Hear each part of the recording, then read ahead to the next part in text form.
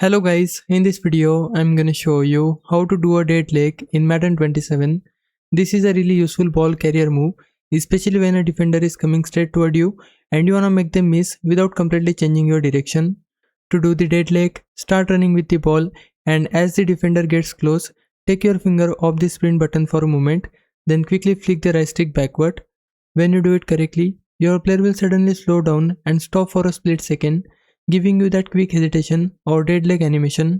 So if a defender is running toward you, don't keep holding sprint the entire time. Instead, let go of sprint for a moment, flick the right stick down and then accelerate again. This can be really effective when you time it right, because the sudden change in speed can make the defender miss the tackle, giving you space to keep running. So that's how you do the dead leg in Madden 27. Give it a try in your next game and see if you can use it to create some extra separation. Hope this helps. Leave a like and subscribe my channel. For now, thanks for watching.